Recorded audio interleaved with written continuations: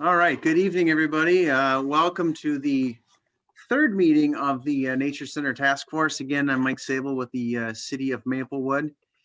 We will go through a little round of introductions. I've written you down where you fall on my screen. So, and of course, my screen just changed, so I'm going to just make one more note here. So we'll do introductions, 1 to test sound, 2 so we can see your face. And so I will, Marge, you are in the top left corner of my screen. So you are the lucky number 1. And then Audra, you will go next, and then followed by Becca. So if we'll go Marge, Audra, Becca, and then I'll add folks into the rotation as you go. So Marge, welcome. Can we hear your voice and hear your audio, please? You got to mute. There we go. Sorry, I thought I had unmuted. Yeah, Marge, here. And Marge, you have a grandchild? Is that true? Yeah. Congratulations. Yeah, new one. Thank you. How was your trip? Great. Awesome. Safe, no COVID. We're good. Glad to have you back. Thank you. Audra, then Marcy. Audra, then Becca, then Jim, please. Hi, everyone. Audra Robbins, Parks and Recreation Manager. Nice to see everyone tonight.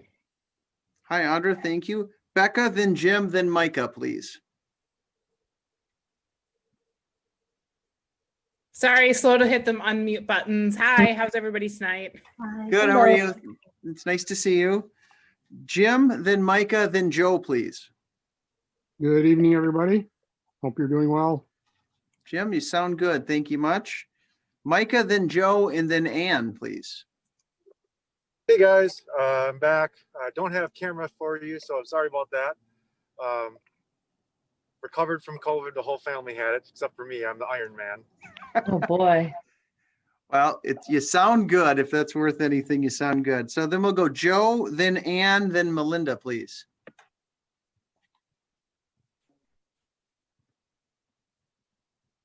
Joe Fox, you're still muted if you're trying to hit anything.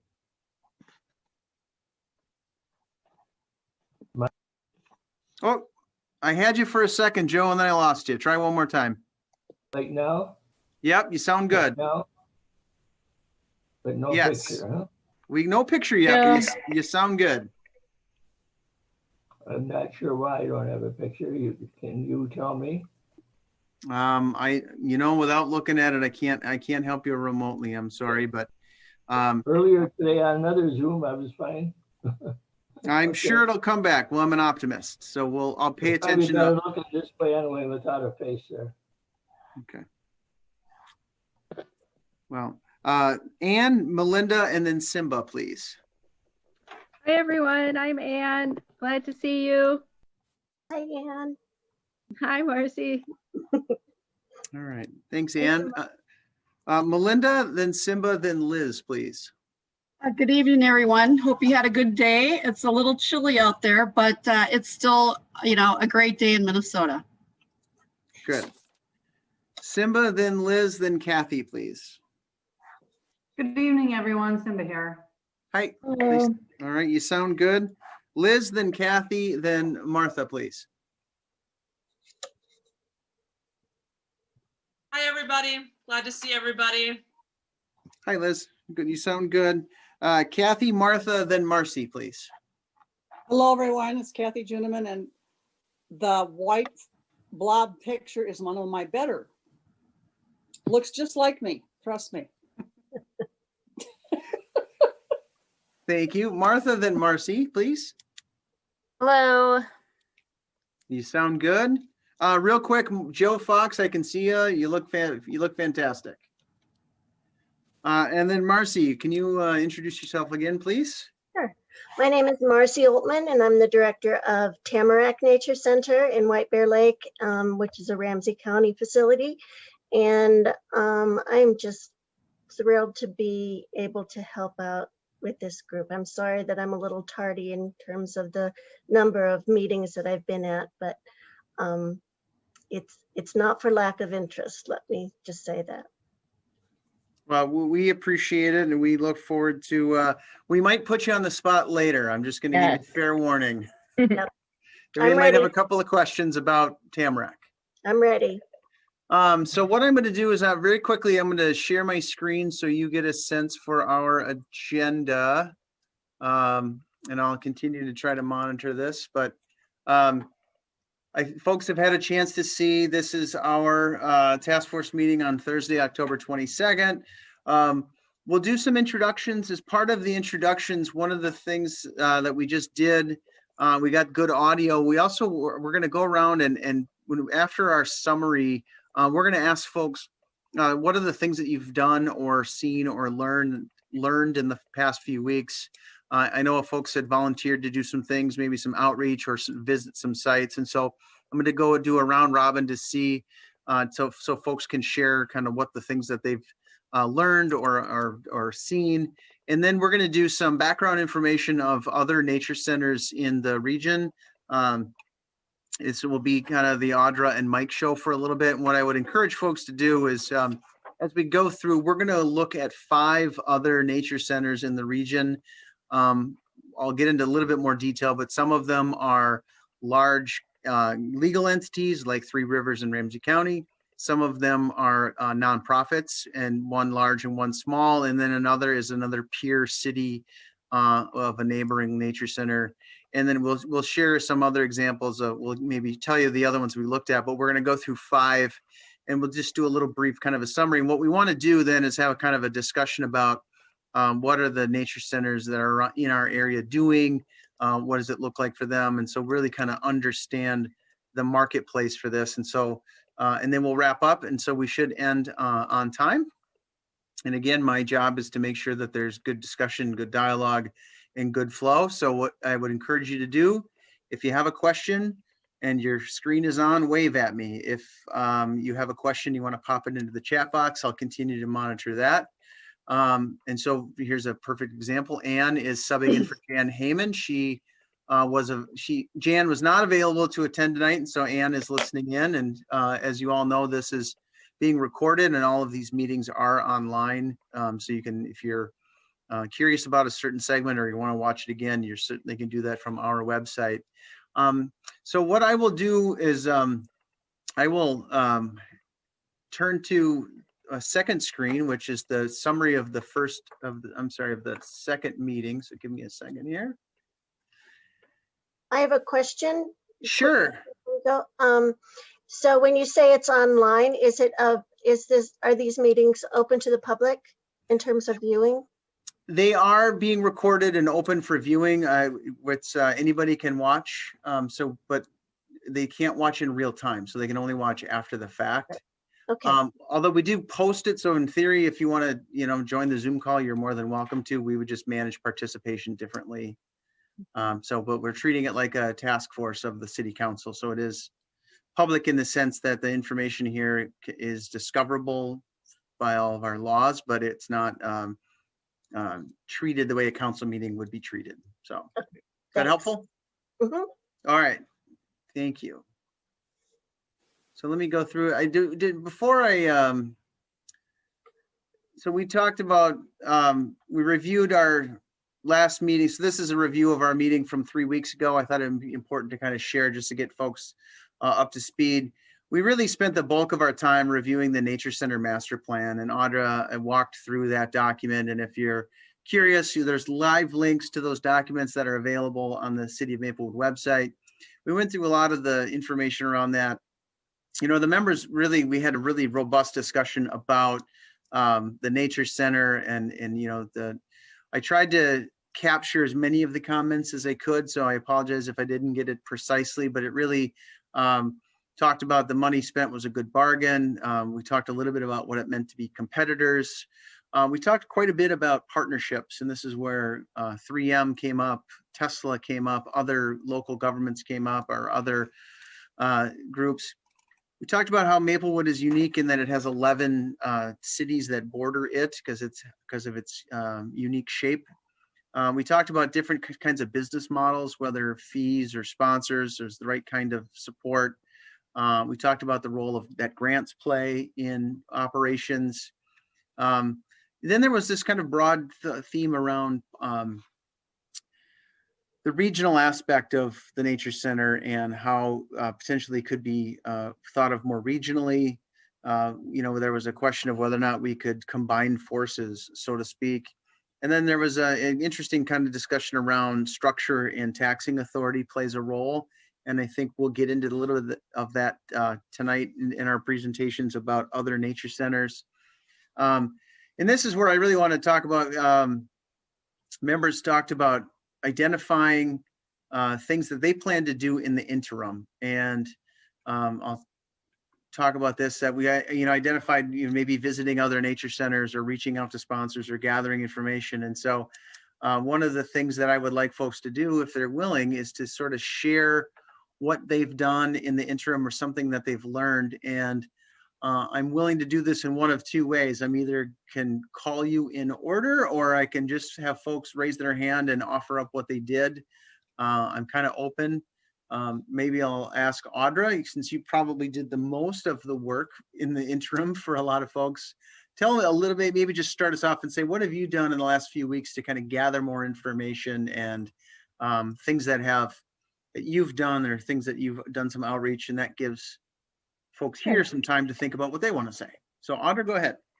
Sure. Yep, I just began kind of looking at all the different nature centers in the area, not just city nature centers, but the nature centers in the county, looking at from Dodge Nature Center down to the Sally Menzara. And if I'm saying it wrong, if it's Menzara, someone please correct me, because I'm not quite sure how to say it, the new nature center in Lake Elmo.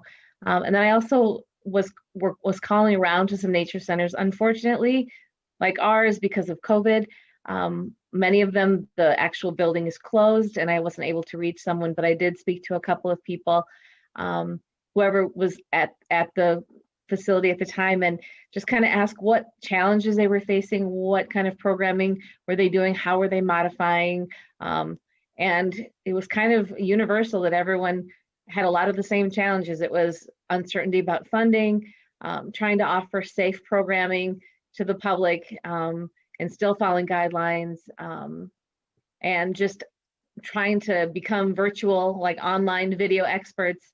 A lot of them hadn't done it, and they're finding that they're going to have to get creative with how they program and do things outside of their comfort zone that they didn't do before, just trying to still bring quality services to the public. So it was kind of a universal theme with the people that I talked to.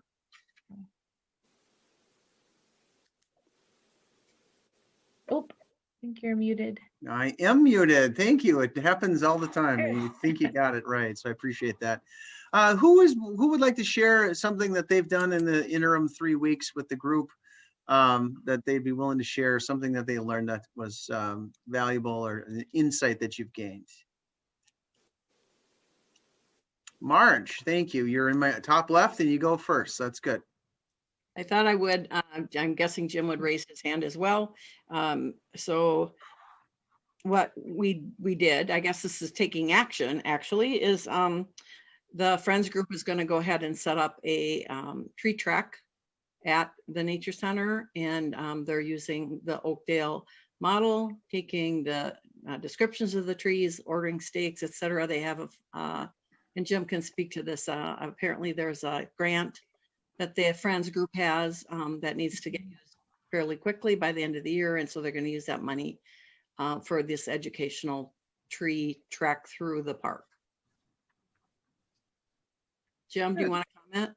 Yeah, it's what it is the Friends group had planned on putting up a new sign for the Nature Center on 7th and Century Avenue. After much discussion, we decided that since we don't know what the fate of the Nature Center is, that we would instead put up some signage, educational signage with the trees on the center. So we're using the charitable gambling grant that we were given, plus money that we will donate as Friends to make this happen. And so we just started it yesterday, so we hope to get the order. Marge was good enough to provide us with some information, and we're working on that right now.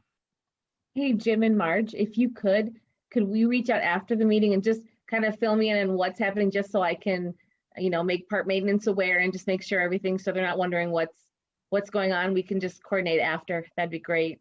Well, as Marge said, we did this last night, so this is the first we haven't done it yet. Oh, right. So it's perfect if we can just maybe coordinate after. Great idea. Yeah. Thank you. Good. Thank you. Who else has either visited somewhere or did some learning that they want to share with the group? Martha. I just have a couple of thoughts. At the school where I'm working, we have an Eagle Scout, I believe it is, working on a project, and that just made me think that might be things like that if there are projects that might need to be done at some point, that some of those groups might be willing to do some projects. And then we were also at a state park over the MEA weekend, and I know that we all value having the free access to the trails in the nature center and affordable programming. I also know that, if it comes to needing to pay some for it or not having it all, there are lots of people that would probably be willing to pay to use it, whether that's trail passes or day passes or however that works. And even if it was more on an honor system rather than an enforced system, that might be something to explore. Good, thank you. Joe Fox, if you unmute yourself, you're next.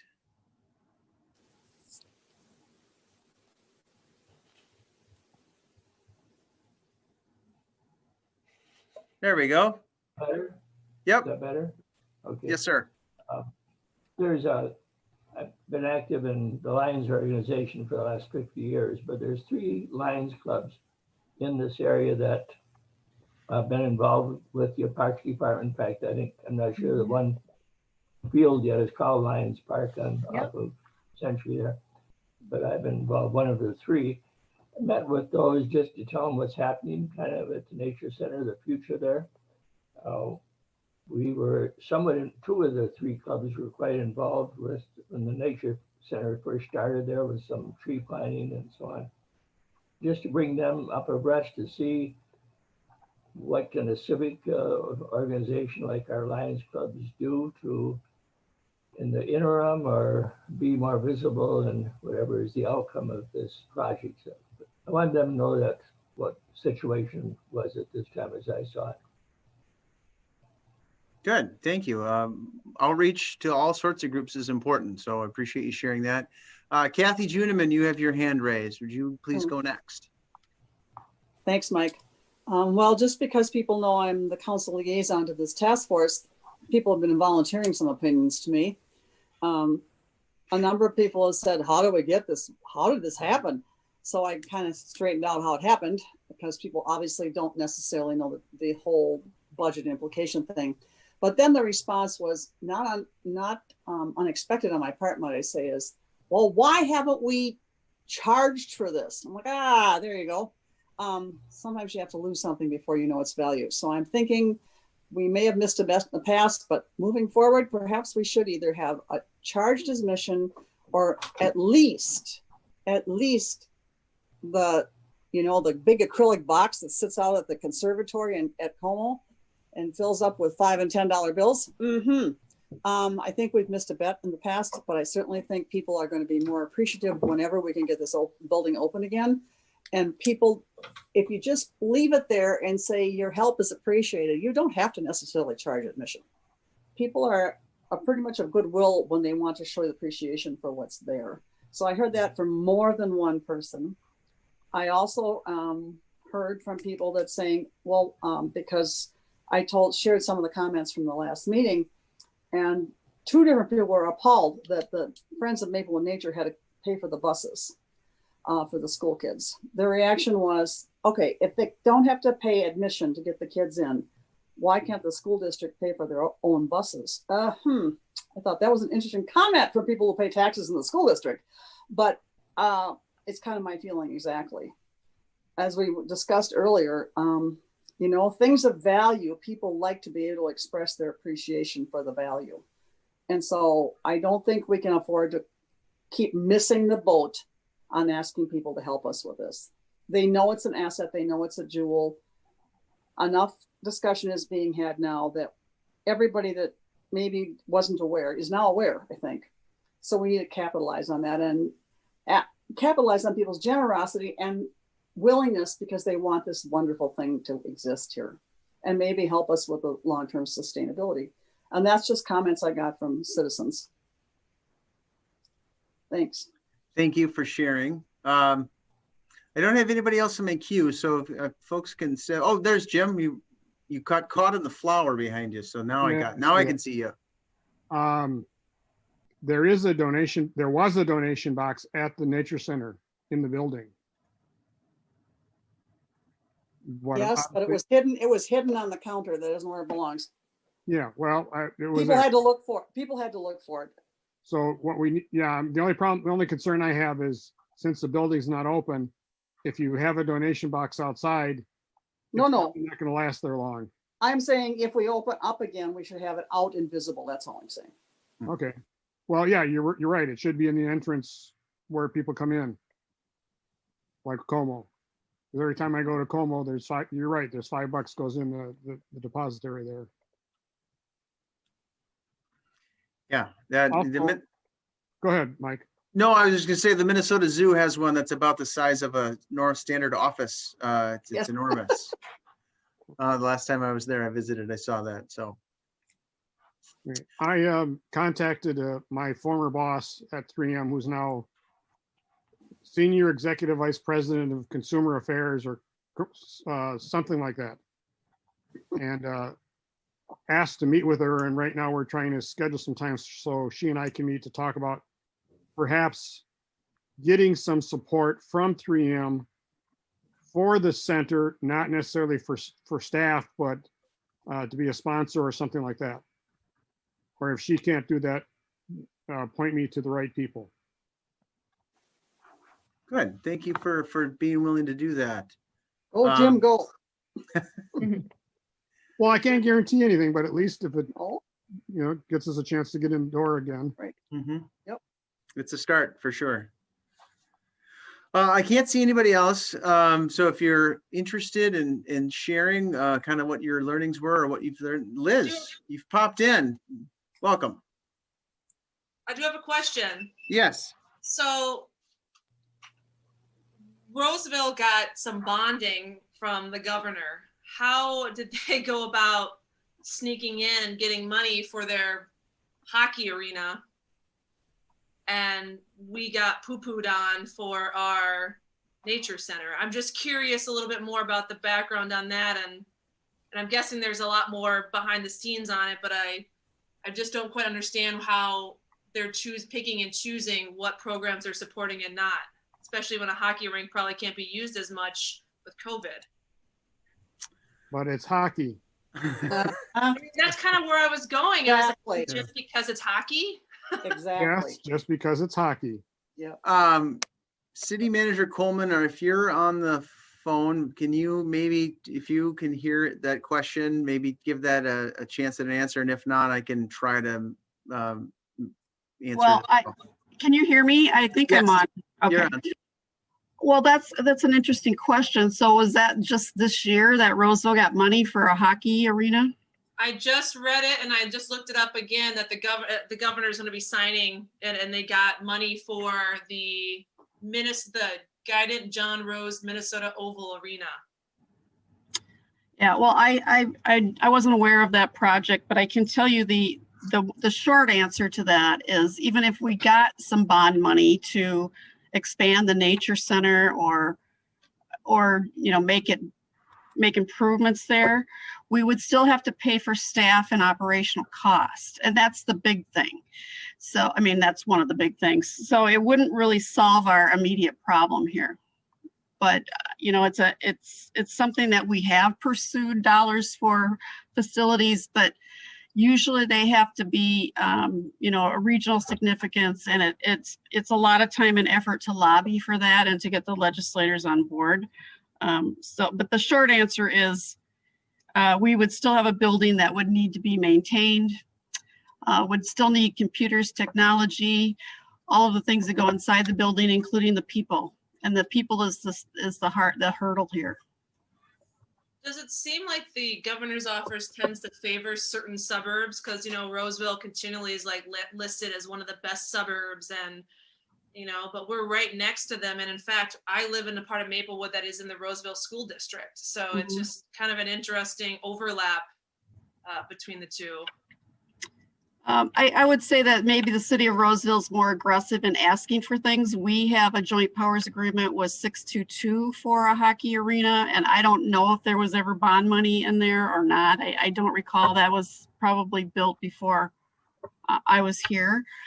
The last bond issue I worked on was for the fire training center in Maplewood, and that too was considered a regional facility.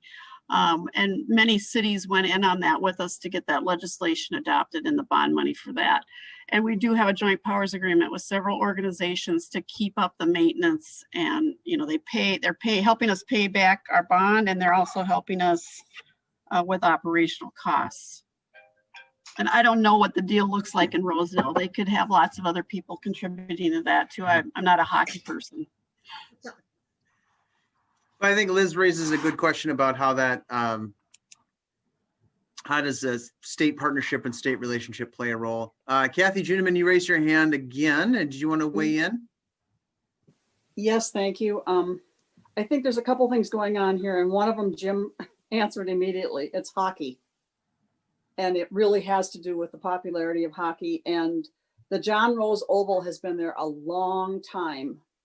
And there is a fee if you're going to skate at the Oval, but so there's a fee involved, has been for a long time.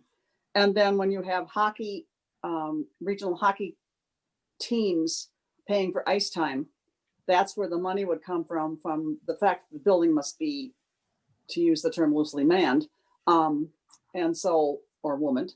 And, you know, that's a player there, that it has to be, it's a high visibility thing. Hockey is a big thing, and the Oval's been there a long time and been a focus because of what it provides. Just a little insight into how they got that, you know, that upper hand. And way back, John Rose was a very instrumental legislator in that part of the world. And so everybody thought this was a wonderful testimony to John Rose. So you see it has a history, and so there's a certain amount of loyalty involved there for however that plays. That's it. Okay, thank you for that perspective. I don't see anybody else jumping in to kind of weigh in on the last few weeks, but I appreciate folks sharing, and Marge and Jim are doing some work, and everybody you know, kind of thinking about and keeping abreast of these things. One item I wanted to make note of is this group at the last meeting had asked about some sort of a joint information sharing page, whether it be a Slack or a Google Doc. And one of the challenges with that is because it is, this is a quasi-public body, any information that's shared will be subject to data practices requests. And so what I would encourage folks to do, and I think you've seen examples of this, if something pops up, just shoot us an email to me or to Lois, and we'll get that information distributed to the group. From a standpoint of record keeping, it's probably cleaner because we couldn't figure out a way to store Slack message boards in a way that was publicly accessible. So it's one of the joys and one of the frustrations about government is we move slowly and deliberately and transparently. And so sometimes it can feel that that it's cumbersome, but it really is intended to create a record of dialogue about decision making. And so from that standpoint, if you have things that are important that you want to share, I would encourage you to share them. Just make sure that you include a staff person so we can keep record of it. The other thing I neglected to mention early on is one of our task force members, Cammie Johnson, did decide to withdraw, and she, two things. One, she thought she was stretched too thin and wasn't able to contribute what she wanted to.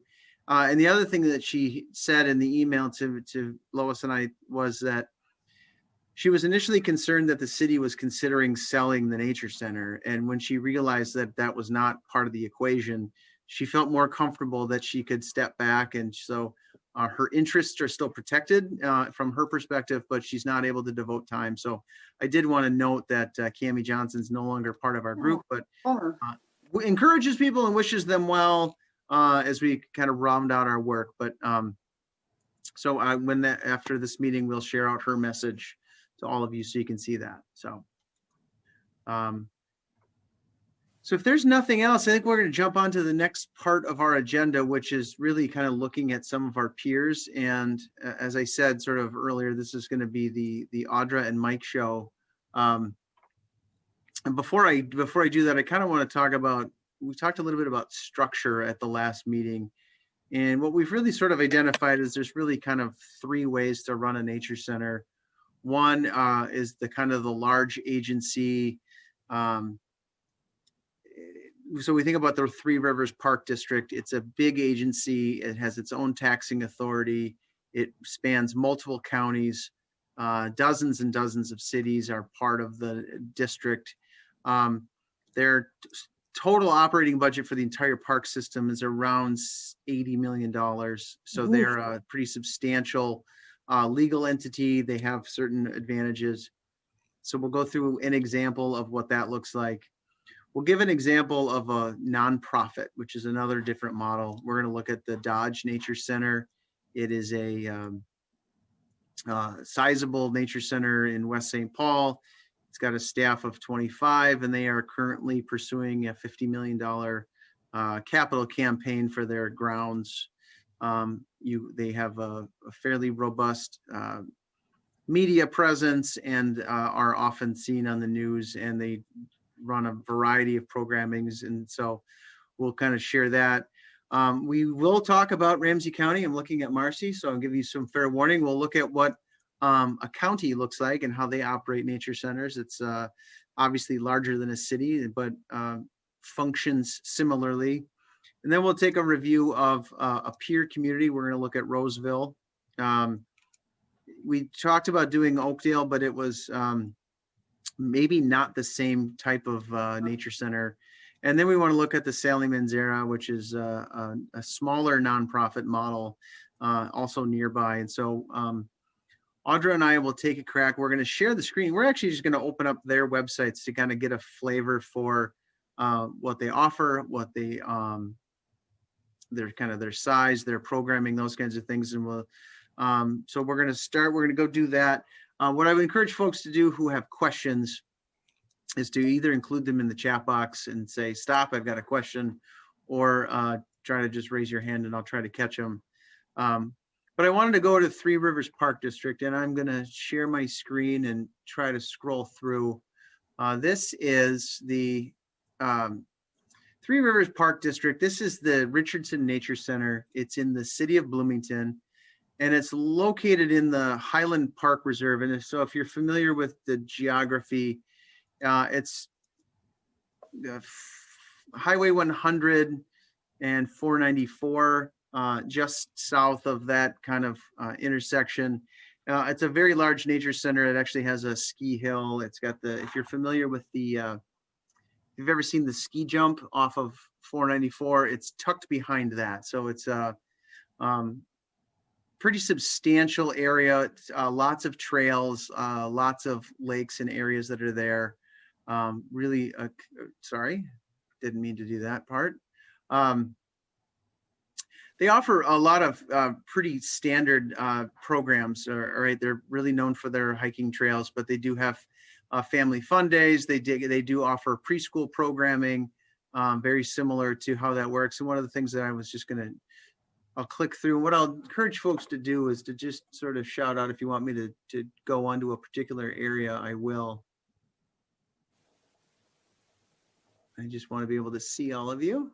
So hang on, there we go. And they have a really robust online presence for these things. So this is a preschool, my preschooler and me. They've got different times, they've got prices. And so they have a really kind of robust online presence for ordering things. And that is, Three Rivers is kind of known for their ability to collect. So they've got a really good background infrastructure on these kinds of things. And the Richardson Nature Center offers all of these indoor and outdoor things. And so they have kind of a virtual tour. You can see they do offer equipment rentals, Nordic walking kits. They do offer all-terrain wheelchairs, snowshoes, kick sleds, downhill sleds. They do have some group and rental spaces. And so this is, you know, they also have a pretty elaborate friends group where they encourage donations. But this is a nature center that a lot of folks use. They got online examples of this, pretty robust pictures thing. They've got blogs. And so they also have these other similar nature centers within the Three Rivers Park system. So there's one in Brooklyn Park near the Coon Rapids Dam. There's one in Dayton. And then there is the Lowry Nature Center, which is part of the Carver Park Reserve, which if you've never been to the city of Victoria, it's roughly nearly 4,000 acre park reserve with trails and access in eastern Carver County. And so Audra, do you want to share a little bit about anything about Three Rivers that you learned in your research, or anything that I missed on the short run of this? Actually, I mean, I think you gave a pretty good overview of just how they operate. I know we had talked about just what a vast area they cover, and programming through, you know, quite a variety of the metro and the Twin Cities area. And I believe that it was based around the watersheds of the Three Rivers, the Mississippi and the Crow. And then can you remind me? The Minnesota. Yes, the Minnesota River, of course. I grew up in New Ulm, I should know that. So this is, I think, an example of a really big district, a really big nature center that it is obviously older than what you would see, and it's not new by any means. But this is what happens when you have a significant amount of resources to provide, to offer into, so maybe subsidize, but also, you know, really create some good systems. They're very big into environmental education. They have a lot of connections to other things that are in or around there. So this is not something that can be easily replicated. It required an act of the legislature to give them this authority. But I think this is kind of an example of something big. And as I said before, you know, here is a one-day program for family clay. It's at different parks and different things. And so they really do connect their entire system to this work. I'm going to stop there and ask, has anybody been to Richardson Nature Center? If they have any comments or reflections on sort of what that model would look like, or how that model works differently or better or worse than what the current situation we operate under. And I'll just open it up to the group for general comment.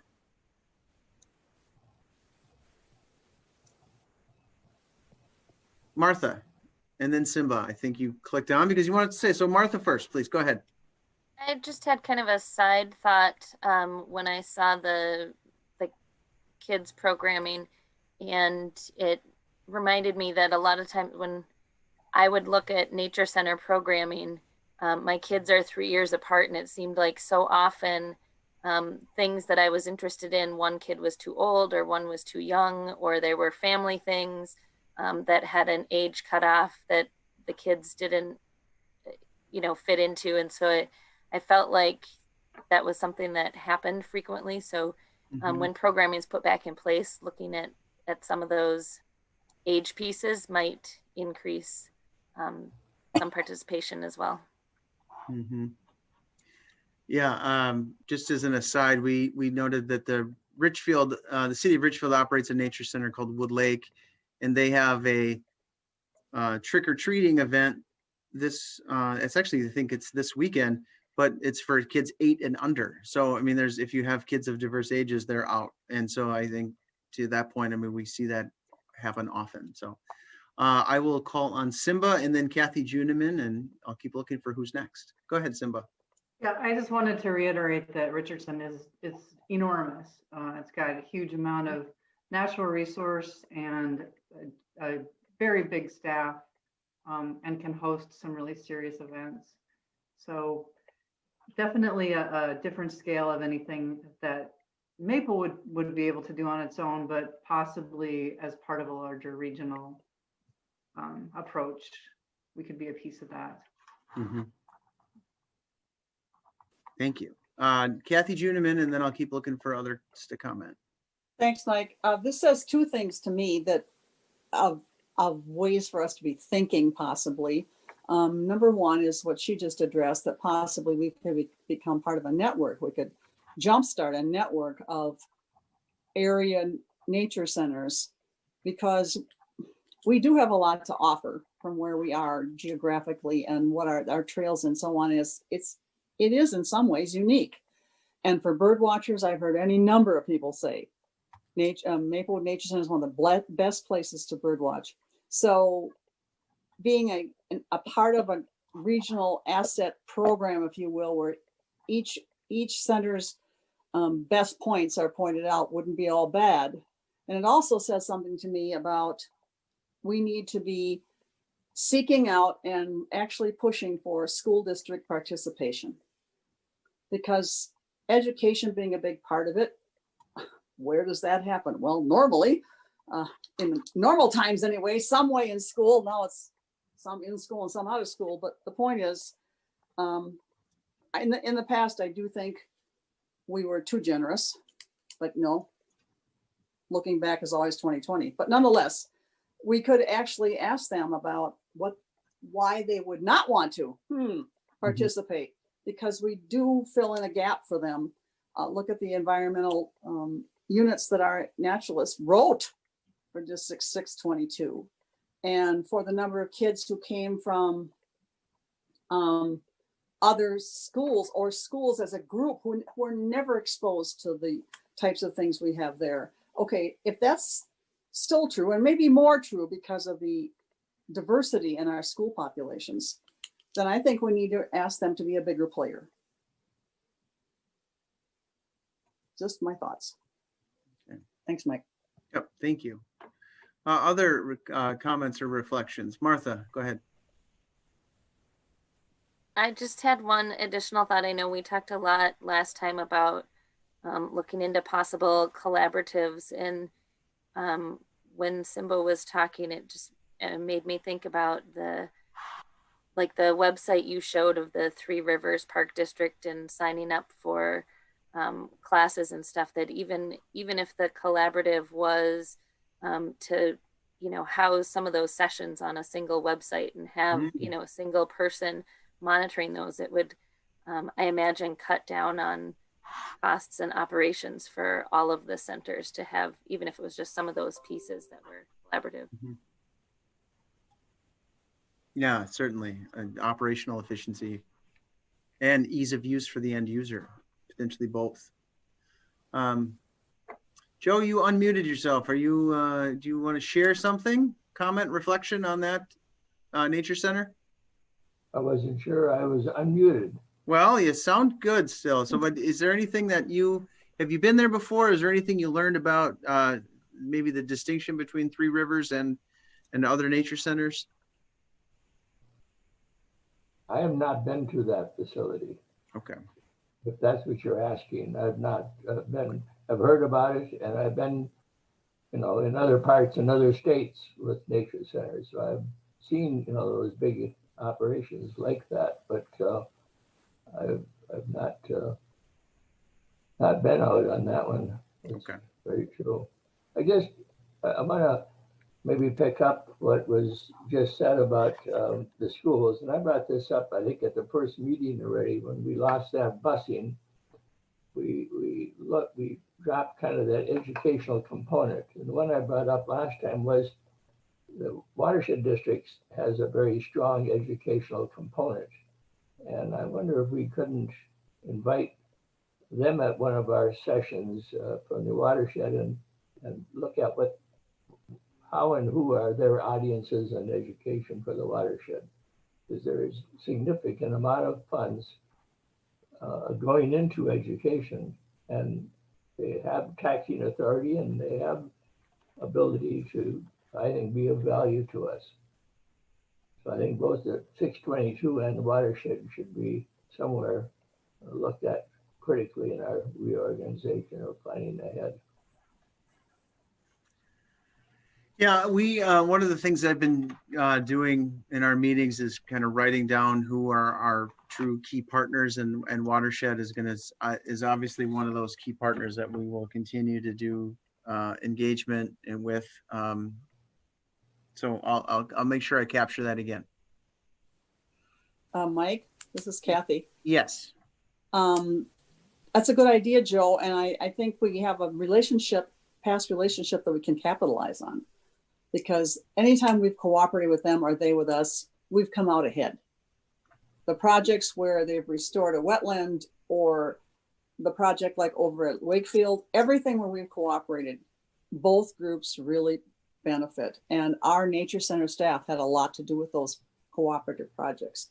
Mm-hmm. So I really think if we look at school district and watershed and a collaborative of some kind of just local nature centers, I think there's a great deal of promise. Good, thank you. There is a comment in the chat box that I want to read from Ann Hutchinson. It says, Maplewood Nature Center staff and volunteers created a niche that focused on education of natural resources through service learning in coordination with the natural resource coordinator. We did this with all ages from elementary to adults with citizen science monitoring. This is pretty unique among nature centers. We had a commitment to high quality natural resources and set a high standard for that. So wanted to make sure that that comment was included in there. Thank you, Ann, for sharing. I'm going to switch gears, not seeing anybody else. I'm going to switch gears to Dodge Nature Center. This is a not-for-profit entity that is located in West St. Paul. As I shared, it's one of the largest, and I'll give you a flavor for what a competitor of people who are interested in nature centers looks like. And so this is the Dodge Nature Center, established in 1967. You can kind of get a feel for the types of things that they offer. They have buildings and barns are close to the public, but they do have the trail properties. They're currently not booking any facility rentals, but they do have kind of big news. They have their information where they've been featured in the local press. They have offering both online programming and field trip programming. So they'll bring the nature center to you to schedule programs. Like all good places, they ask for money in there and ways to engage. They're also ranked as, they highlight their rankings as places to take kids and things. One of the things that they do is they emphasize field trips. So if you are a school or you're a teacher, you are looking for options for your field trip, you can get good examples of what that looks like. You can sort of quote unquote plan your adventure, and so you can it's really geared toward which grades, it's understanding how to track animals, and so they really have some fairly robust programming. It kind of tells you when they are, so you can really kind of tailor your programming to the things that they offer. And the other thing that's interesting is they also offer a preschool. And so they are currently seeking applicants. Just to give you a sense of a 5-day-a-week preschool program runs them about, I think Audra was around a little over $7,000 for a preschool program at the Dodge Nature Preschool. So this is, right, it's certainly not cheap. I don't remember preschool being quite that expensive, but my kids are older and maybe I just forgot, but it does offer a lot of information from educators and how it functions. And so they do offer a preschool program. And I think the other thing is they just, this is a privately funded, or it's a not-for-profit that was funded with some seed money. Obviously, in the history of the group, it is significantly larger at 460 acres. But I also wanted to note that they have a staff of about 25. And so you can reach out to all of the staff who do both buildings and grounds, but also marketing, the farm, and then environmental education. They have about a dozen or so folks. And so this is Dodge Nature Center, very different model. One of the things that part of why we wanted to share this is probably the gold standard for nature centers in terms of their size and their features and their amenities. And so want to give you a sense for where this is in the city of West St. Paul. It's about, I think it's 15 miles away from our residents. And so Kathy Juniman, you raised your hand. I have a question. How Sure. big is Dodge Center acre wise? Do we know? 460 acres approximately. Thank you. So this is a very different model. Joe, why don't you go ahead? I was gonna bring this up last time. It's not a place even to bring it up, but sometime I'd like to discuss what happened to the Warner Nature Center in Washington County, which went through a major staffing and budgeting problem in the last 6 months, 8 months. Did we learn anything from what didn't materialize there? Because I've been out there several times with youth groups over the years, and I'm not sure where they stand today in this reorganization out at Warner. I think they're closed. But that's, I guess, what I heard too and felt too, but I haven't been close to the situation for some years. So I'm going to go Simba, then Marge, then Becca. You guys all came on at the same time, so. Yeah, I can speak to what happened to Warner. It wasn't actually anything to do with their funding per se. They were supported by a nonprofit, or actually a for-profit, but they were shut down. The group decided they were done with hosting a nature center and wanted to repurpose the land. So they were just told to disperse all of their assets, and they were bid farewell. So that was a corporate decision, not anything from the community or the nature center itself. That was all very successful. Thank you. Good. Thank you, Simba. Marge, then Becca. Yeah, so I did a little bit of support, HR type support as they were closing. My understanding was there was some potential in the future to come back and reopen bigger and better. But I'm not sure if anyone actually believes that or knows for sure what's going on. But they also had a big relationship with the Science Museum of Minnesota, who brought there. And I don't know where that is, but that might be something that we could explore, is what is the future of the Science Museum's plans now that Warner's closed. That's it for me. Thank you. That's what I was getting at, but who's picking up the pieces? All right. Becca, before I hand it off to you, I got just one comment that ties to that. One is the Maplewood Nature Center got some classes coming after Warner closed. So there was a way that maybe some of the classes dispersed into other areas. Becca, go ahead. So my understanding of what was going on was that the funding and resources were provided by a nonprofit organization called the Manitou Fund. And they had the partnership that Marge was talking about, where the Science Museum was running the day-to-day type of operations. And so last September, just that partnership ended. And so the facility closed in December of 2019.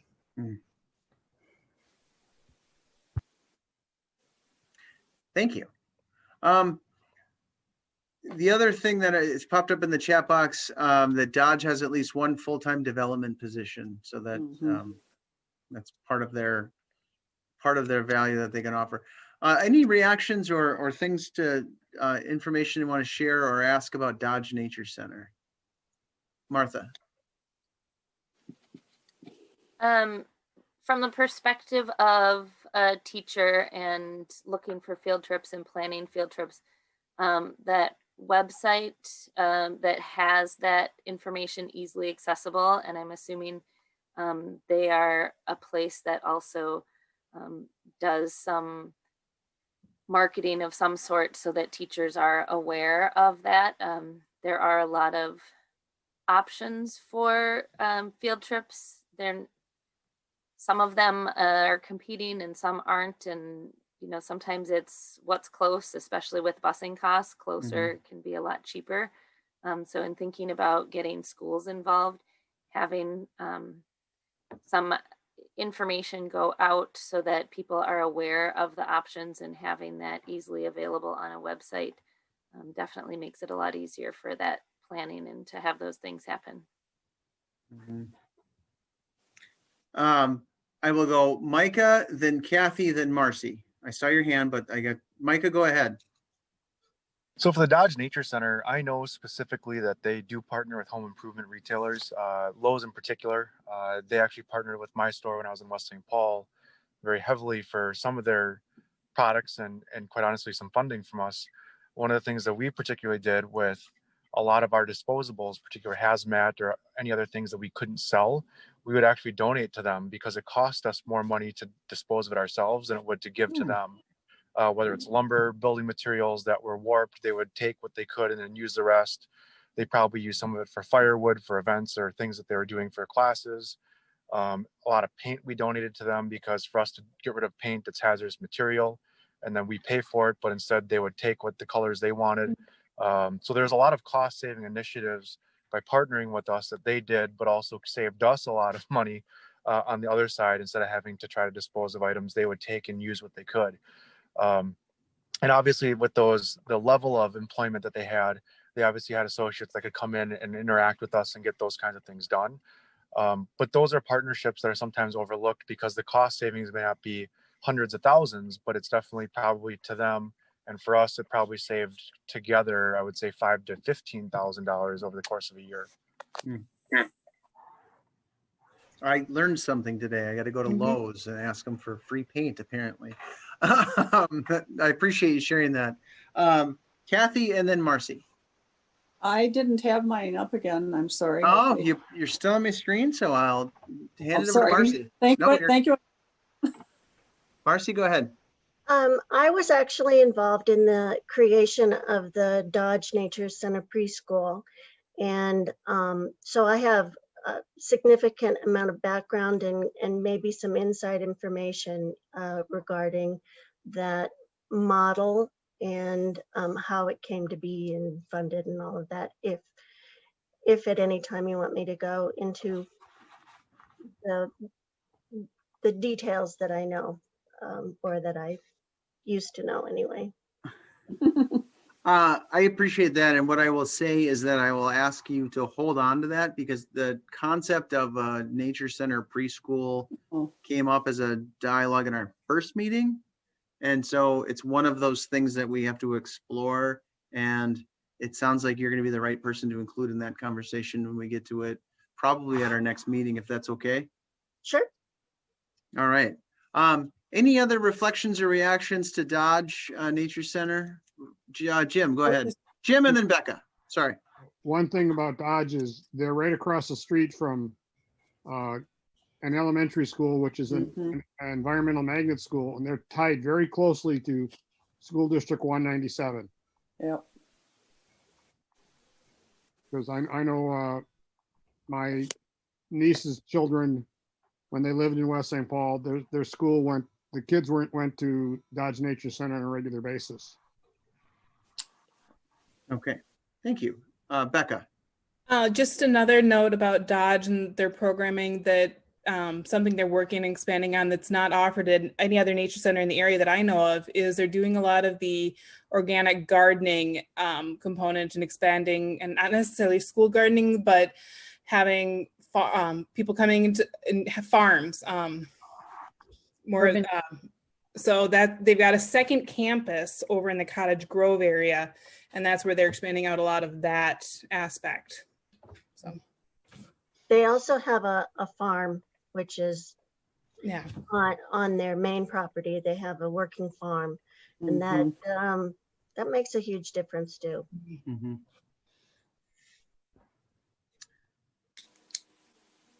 Good. Any other reflections?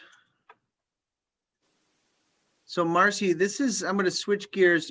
Tamarack was next on our list to talk about. And for folks who don't know, you run the place.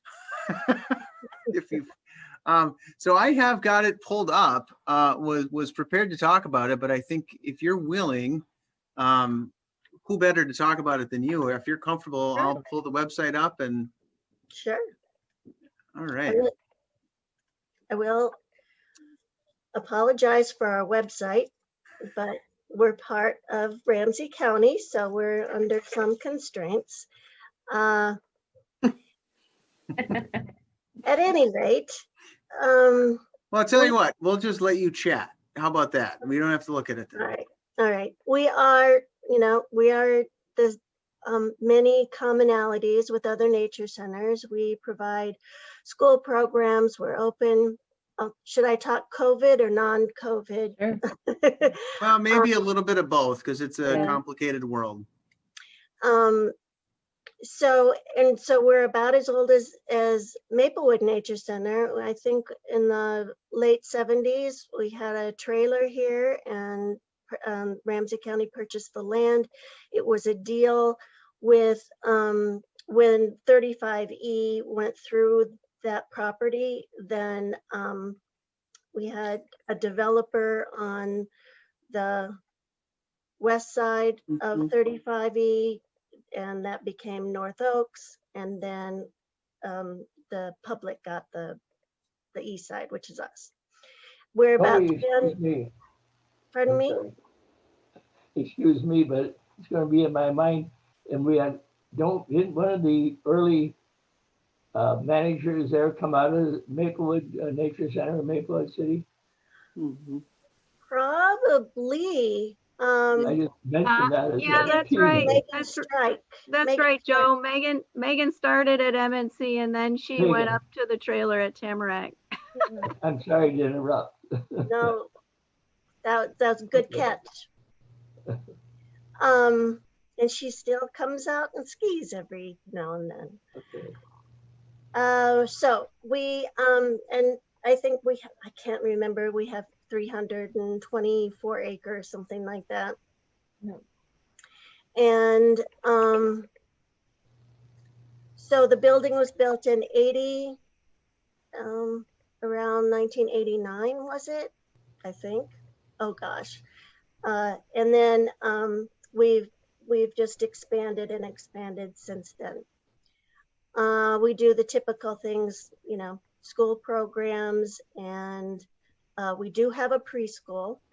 We've operated a preschool on a different model than Dodge, but it is a year-round preschool. And we've operated that for 16, 17 years, something like that. And we have fee-based programs for the public. We have ski rental, snowshoe rental, all of those kind of typical things. The kind of insider information that I wanted to let everybody know is that we were in somewhat of a same situation that Maplewood is in now, when in the early 2000s. We were built, as I understand it anyway, we were built as a trailhead with a few programs. So the building was designed for a few programs and as a trailhead.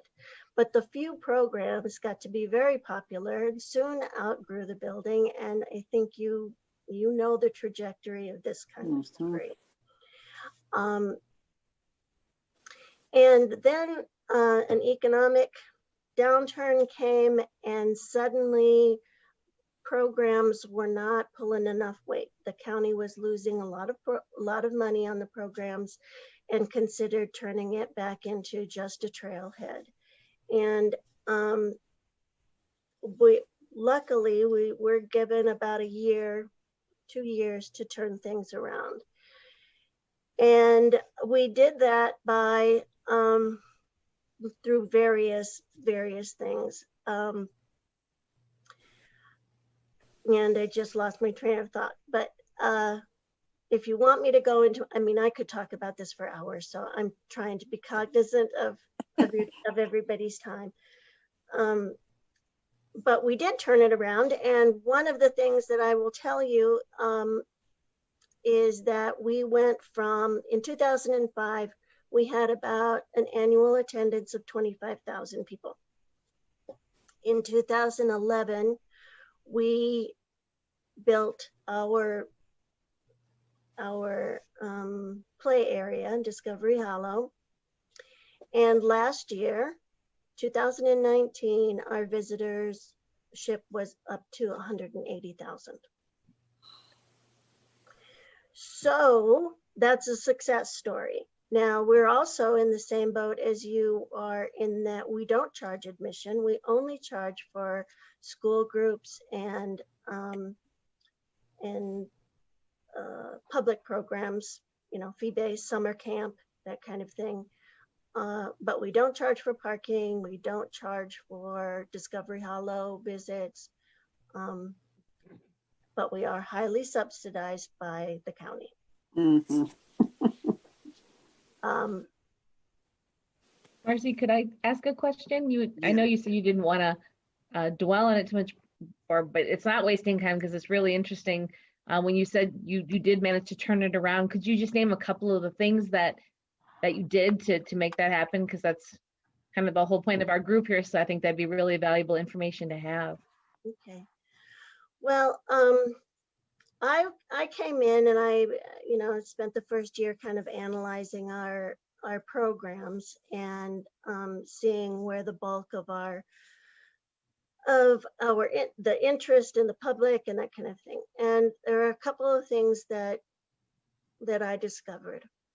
One, that we were so heavily school program centric and focused, and so much so that there wasn't much diversity in where we were getting our paid customers from. And around that time, the Fridley Nature Center, what's it called? I just had a brain. Anyway, the Nature Center Springbrook. Springbrook. Yep. Right. They went through their major scare of the city council saying, you know, why are we paying for this? And they had to go. Sia Sinclair was the director at the time, and he went basically door to door, begging people to come out and support them. And we don't have a Friends of a Nature Center group. We don't have a membership program, so we virtually didn't know who are, other than we were tasked with serving, you know, the citizens of Ramsey County. At any rate, I asked the staff, I said, okay, so if the school districts come to us tomorrow and say, we can't afford busing anymore, we can't afford to come to your programs anymore, so we're just not. And I said, who's going to come to bat for us? And there was really kind of a lot of deer in the headlight and saying, you know, and at that time it was quite possible. It was really possible. Everybody was getting kind of scared. So we went through and analyzed all of our programs, and I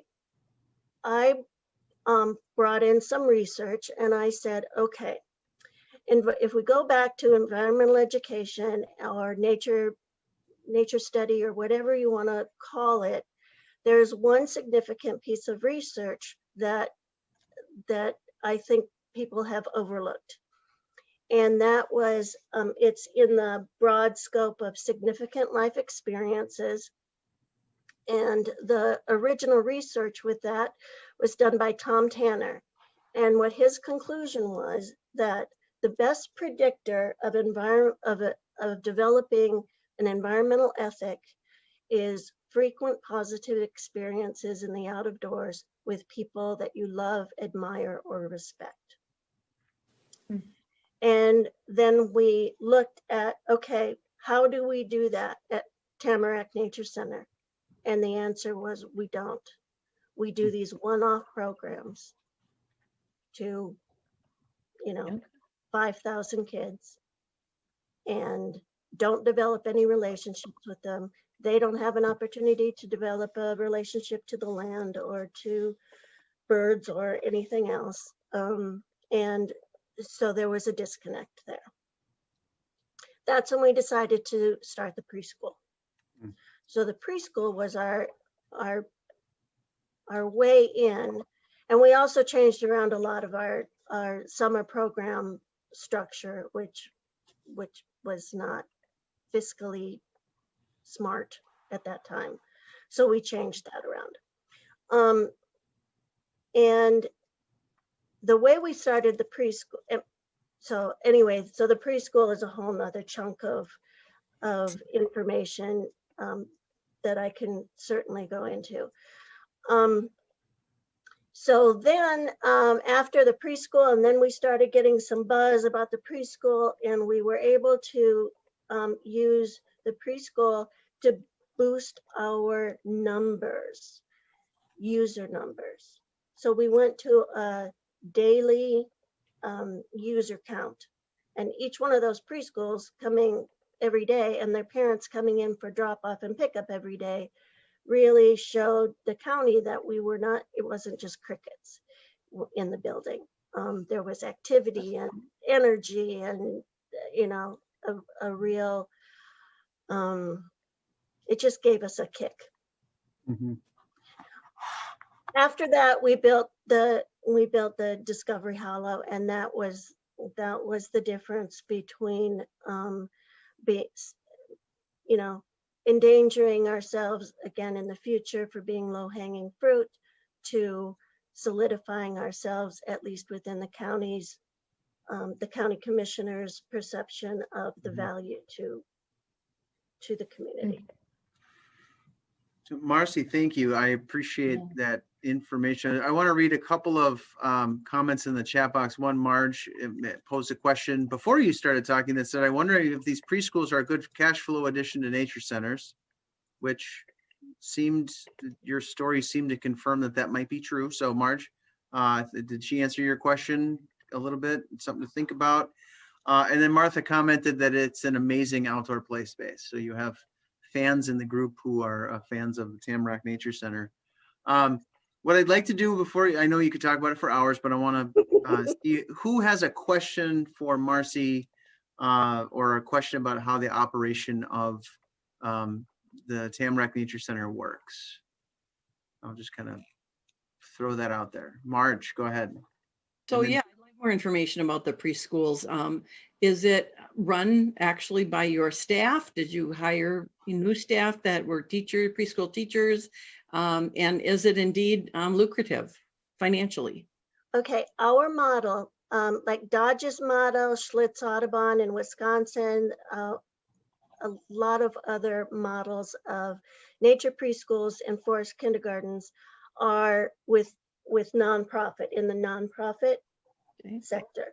We stayed in the public sector in that we partnered with the school district, with the White Bear School District, and made an arrangement with them early on because we didn't have the staff to do, you know, registration and keep tuition, you know, keep track of tuition and all of those kinds of things, licensing, all of that. We just didn't have the ability to do that. So we partnered with the school district, and what we have done is they take care, it's their curriculum, their program, they provide a teacher for each class, and they reimburse us for our naturalist time, which is it's a co-teaching situation. So we actually, for the first time, 15 years ago, for the first time, were able to fully fund naturalist positions, which we had never been able to say before. So that was a feather in our cap, and it still remains to this day that same arrangement. That having been said, what we provide is all the buildings, everything that is the capital improvements, all the furniture, everything within, you know, the heat, telephone, all of that is all on us.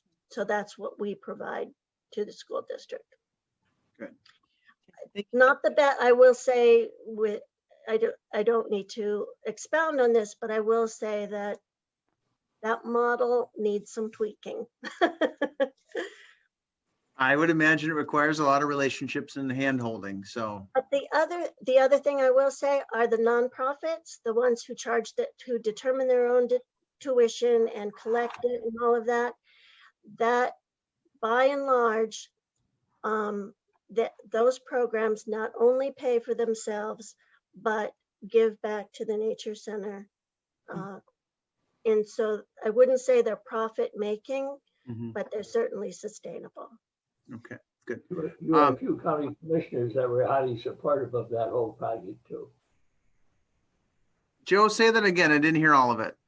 I said it. And there were a few county commissioners that were highly supportive of that whole project. That helped a lot. Yeah, that absolutely, that can help. I saw Jim and then Becca pop up on my screen, and so I'll go Jim first, then Becca, please. Marge took my question. Okay. Becca, did you have a question, comment?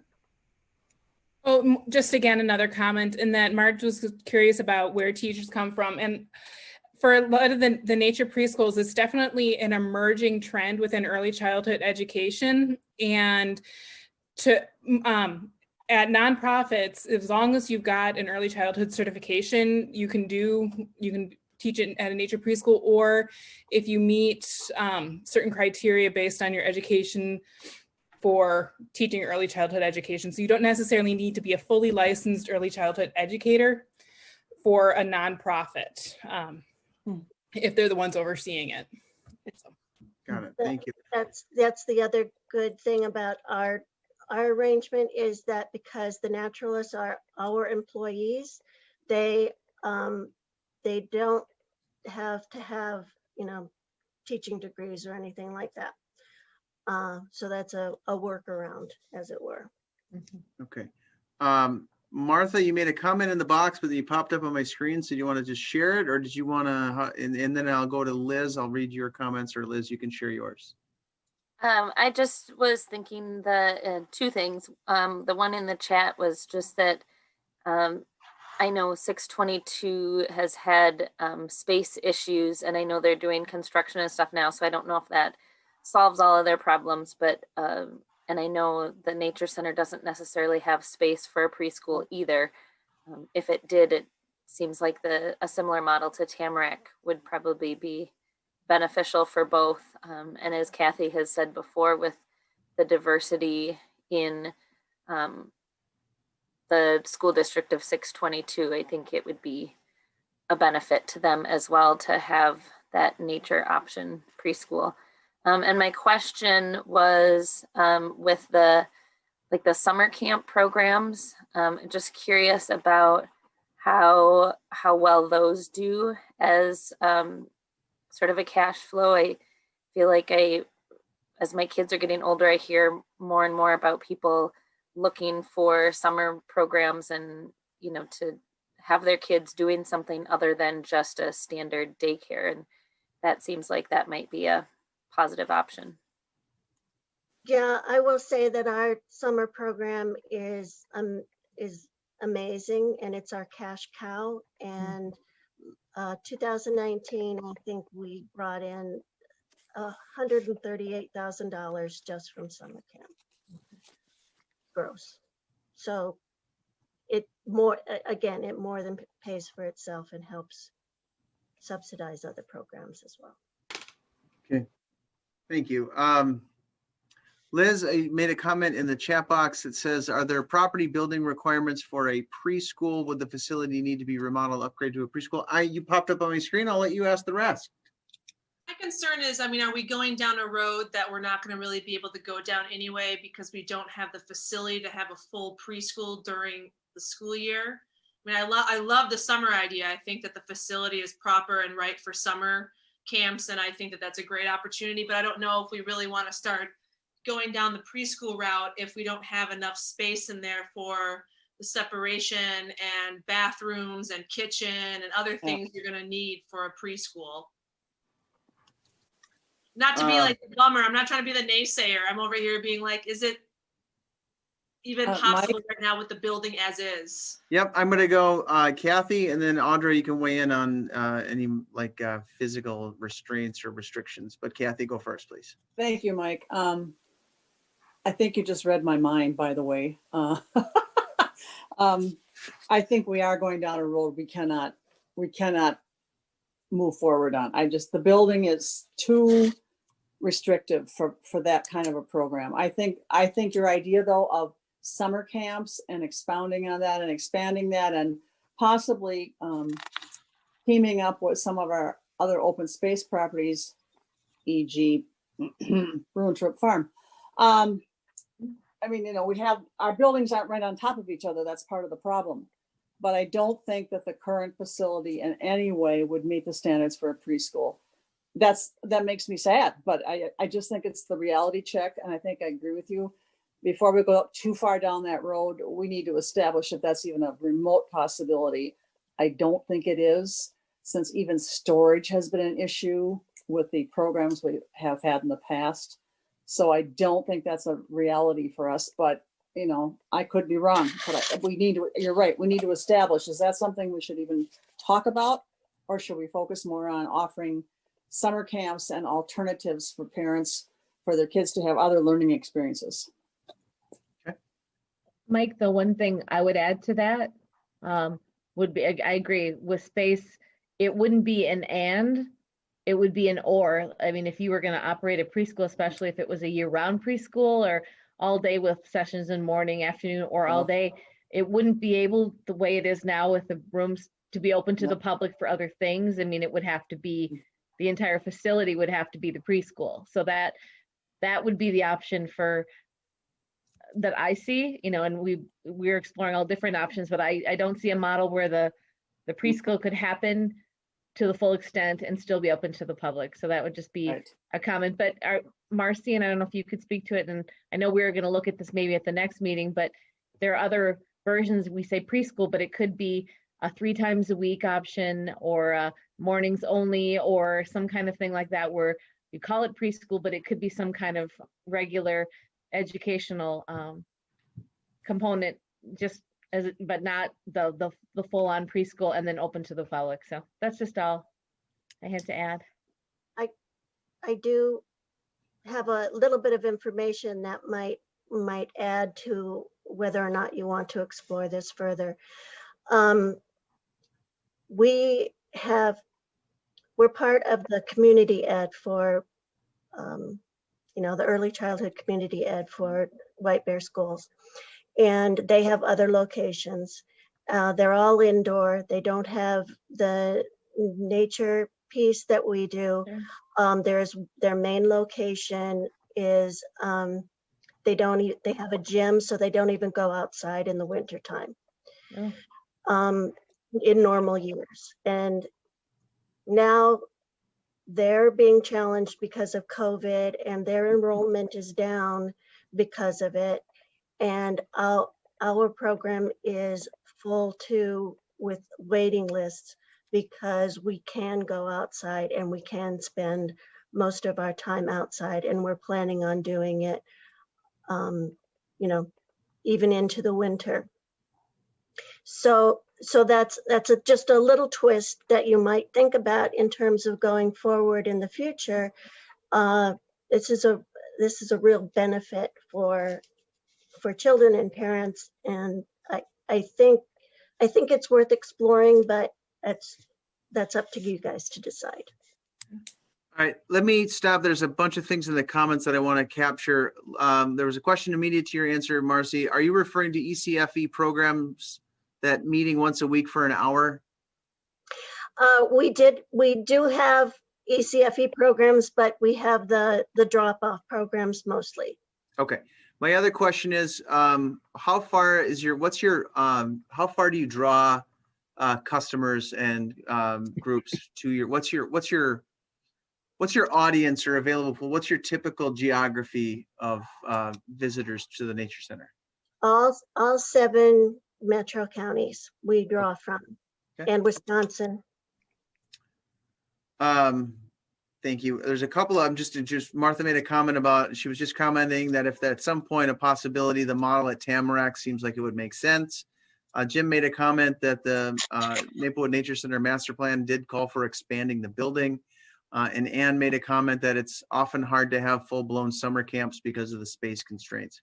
I say all of those things to also, I'll just, since we're in the spirit of sharing information, and building expansions is roughly $1 million, $700,000 to $1 million to do a building expansion. So as you think about models that are sustainable financially, that is a sizable chunk of dollars to ask. It's not insurmountable, but I'm just, I'm putting that out there. Marcy, any other things you want to share about Tamarack before we switch gears to There is one thing that Sure. because we partnered with the school district, we were under their auspices in terms of what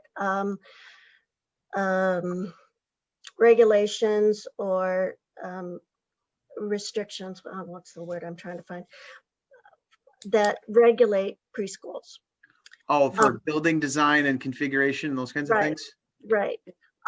So we didn't have to have our separate license. We didn't have to do any of that. The other thing is that we started the first 10 years of our program was in a space that was about, I would say, no more than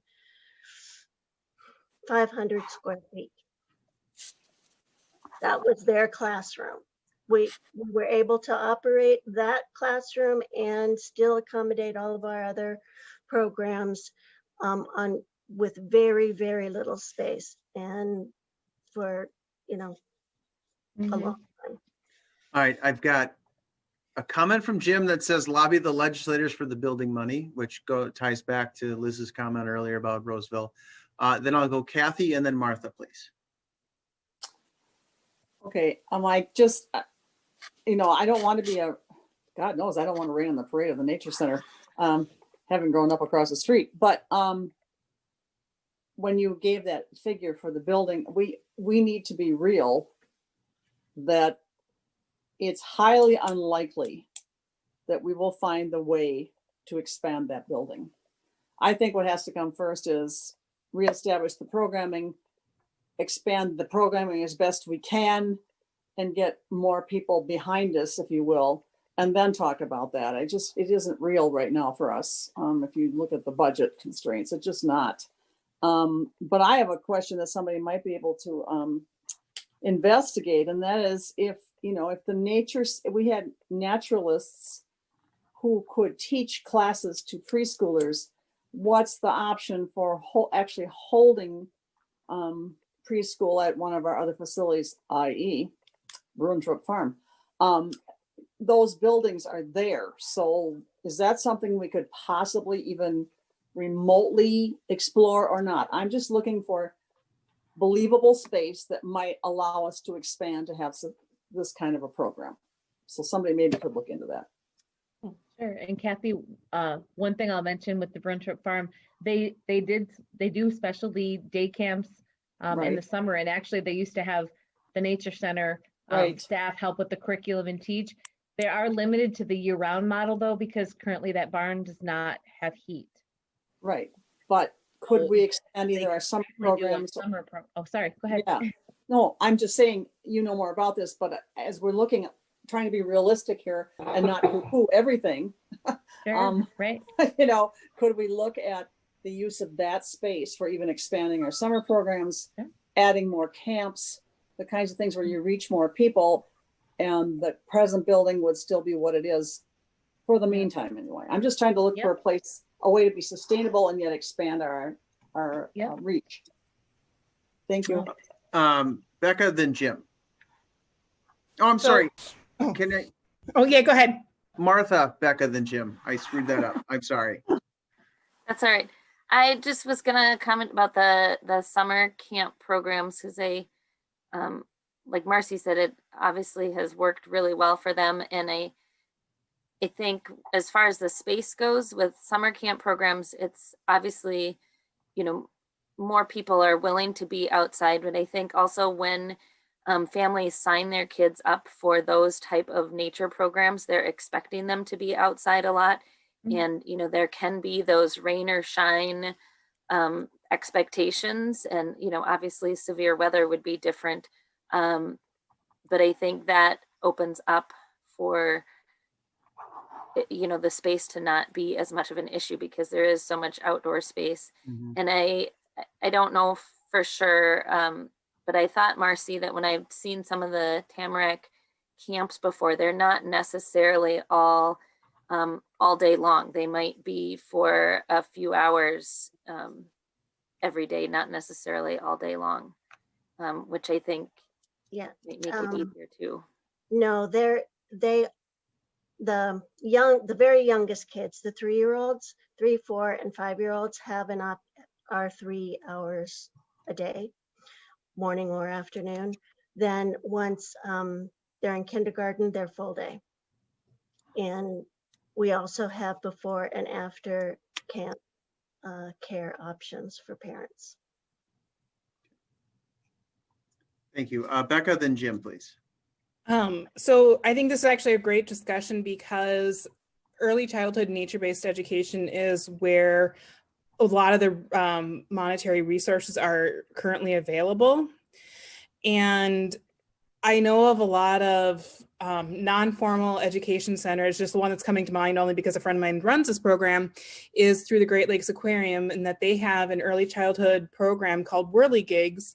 And this is one that's run an hour, you know, kids come for like an hour once a week, but they come on a regular basis. And so with the space constraints, that I would think that a model such as that, one of just the regular once a week type programs for the early childhood programming would be the best fit for a facility like Maplewood, because you also will be able to get younger siblings coming through, and it is a sustaining model because there's always little kids around. So I appreciate that.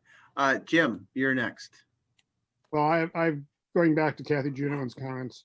I have a question, which first, I do support the program of having early childhood education and that, but moving it to the Broomtrup Farm, what does that do for the nature center itself? By having them there, how do we get that tied for supporting the reopening of the nature center, which is what we're trying to do? Nature center, I would say naturalists would be the people who would be teaching, and it would be the space that we used. And there's a certain amount of outdoor education you can do at Broomtrup, particularly the prairie type settings and all that. But it would involve having to have naturalists again. And so I'm trying to find a place where you could, and these people bringing up having the 1 hour a week would also expand our options. I'm looking for a way to have naturalists who are, are there at the center, but that can move around a little to help expand our exposure. That's my whole point. So basically we have to open up the nature center and rehire a staff, and then we can go to the Broomtrup Farm, not the other way around. All I'm saying is I don't see how you do that kind of education without naturalist background. That's all. I don't have the answer. I'm just full of questions. Well, that's the idea of the task force, and so am I.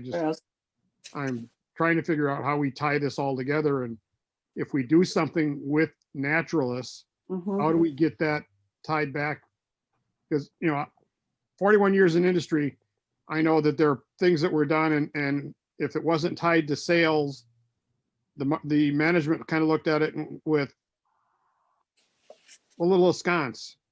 So if we could tie everything back to sales or how much we saved somebody some money, right? We got our resources in the group that I was in, which is the environmental end. So that's kind of where I'm coming from is. But you can't offer any kind of outside environmental education without a naturalist. I don't care who you are. I fully agree. But this to me, it's a chicken and the egg. Which comes first? Yes, We I do know. Broomtrup Farm, but then we have to contract with the naturalists until we get the center open, or do we work on getting the center open, hiring a staff, and then go to Broomtrup Farm as part of the expansion of the programming? I'm with you, Jim. I'm just saying we need, if we're going to look at all this thing as a possibility, particularly the preschoolers, we need to bear in mind how we could possibly get to that point. And I'm not sure which part of the argument is viable now. I'm just saying we can't just say, oh, that'd be a good idea, and then not have an idea of how we're going to make this, how we're going to make it happen. I think it's great to go for preschoolers. So real quick there, Ann, you popped up on screen. I was just going to read your question, but if you want to go ahead and ask it, go ahead. Well, Marcy said that even though you had these great attendance and everything, that you were still highly subsidized by the county. Mm-hmm. Did I hear you right? Yep. Well, that's the entire facility. And so it includes more than just our programming staff. And what we are able to do is it's about our revenue is a little more than a third of our budget, and the levy takes care of 2/3. Wow. And may I ask, what is your there's an total economy? budget? There's an economy of scale here that we can't forget. You know, it's subsidizing 324 acres versus 40, and you know, a building of our size and everything that comes with it. So if we were a nonprofit, it's usually a third, and a third, where you earn a third and you fundraise for a third, and then the last thirds are fees. Well, I just wanted to make a comment that at the Nature Center, we, we programmed at the Nature Center, but we always thought of ourselves as the gateway to the neighborhood preserves. So it wasn't just the Nature Center, 40 acres. It was also the 200 and total 60 acres that Maplewood owns. And what is your total budget, Marcy? I was afraid you were going to ask me that, and I can't remember. Sorry. I'll have that as my homework for next year. Okay.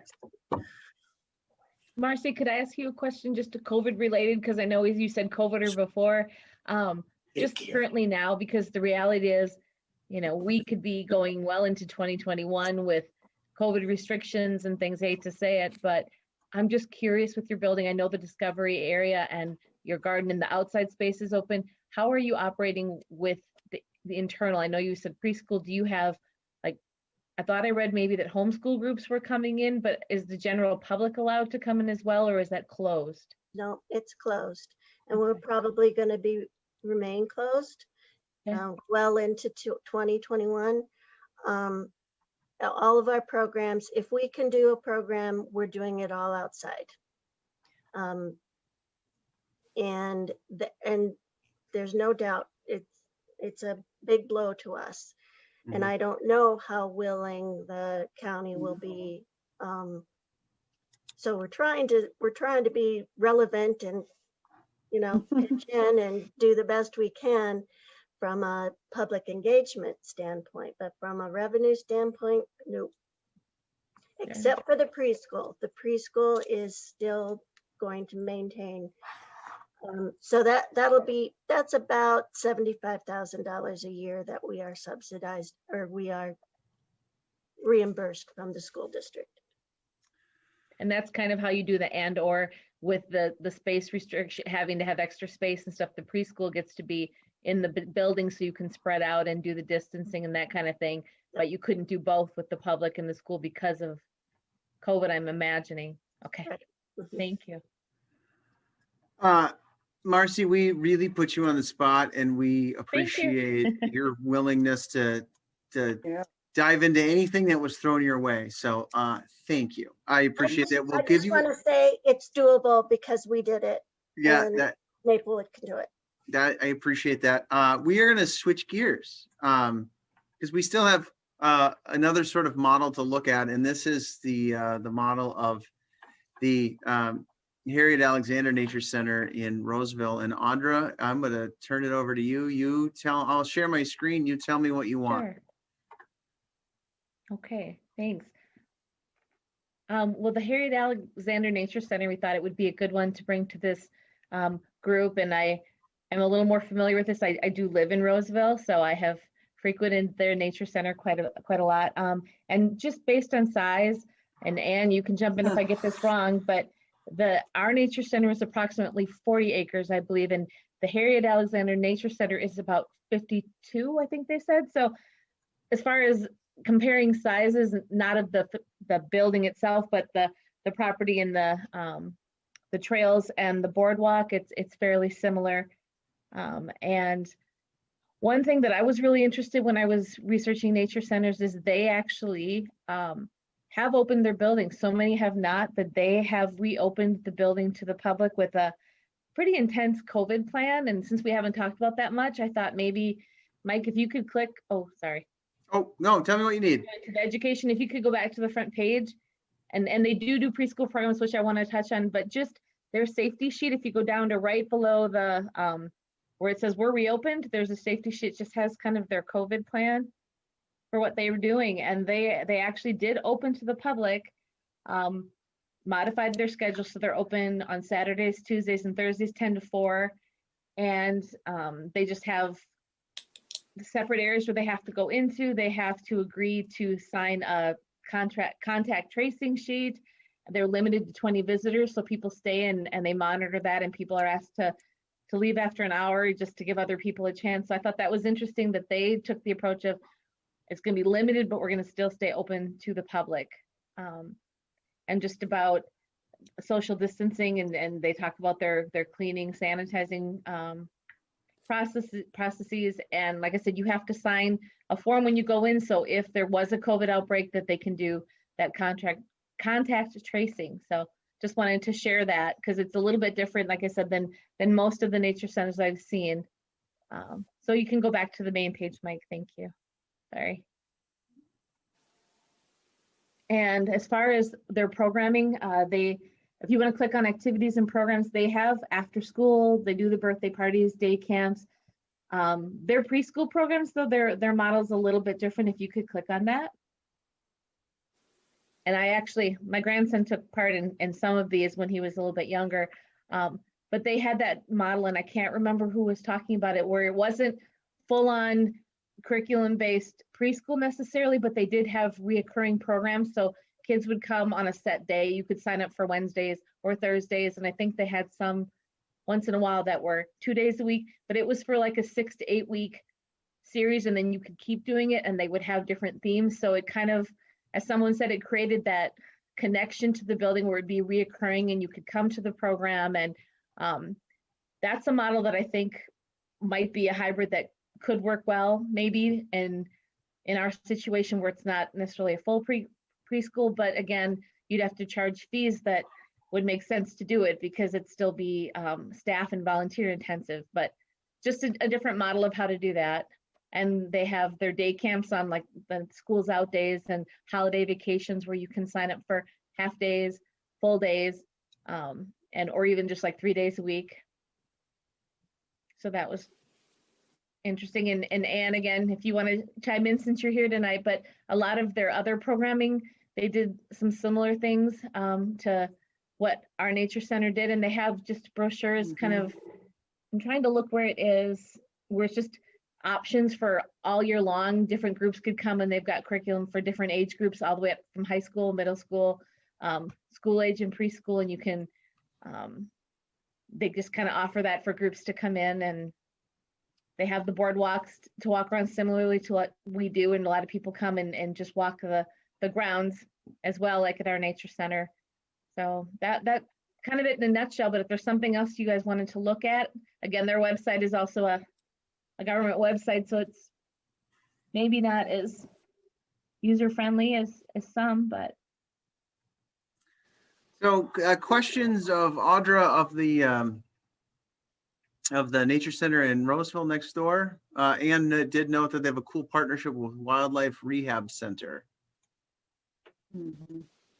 So go ahead, Joe. What is their budget, and what's Roseville's commitment to the budget of the center? I do not have the information on their overall budget and how much they're subsidized, I could get that information for the next meeting. I just don't have that with me currently. Okay. Good. Kathy Juniman. I'm sorry, Joe, go ahead. You want to finish? That's right. I said it would help to look at because it's quite similar to what we're looking at as far as space and so on. Good. Kathy Juniman, I see you. What? Yeah, I don't know why. Maybe you'll recuperate later. What size is their building in respect to ours? It seems slightly larger to me. It is larger. It is 2 levels. So That's they've got programming space downstairs. And in fact, that's where you could separate when we'd go to classes, you'd take the elevator down and or the stairs and you'd go downstairs and have the programming area that would walk out to the trails and the boardwalk. So it was definitely more user-friendly for. Yeah. The layout is more, friendly to the kinds of things we're talking about, unfortunately. Yeah. But that is the one major difference I see. And I'll just make note, Kathy, I can see your floor now. So we lost your cam. That's good. That's a better shot of me anyway. Well, I just want to let you know that. No, you don't like that? Martha asked a question in the chat box. I noticed a number of these places do equipment rentals. There we go. Does Maplewood Nature Center do that as well? Audra? Well, currently now we do not. And one thing we could do, we talked about, and we had that wonderful addition of the brand new snowshoe. So that could be possibly something to do in the future, is to have snowshoe rentals. I know that a couple of the nature centers did that at their ski or their winter center. So that would be a possibility.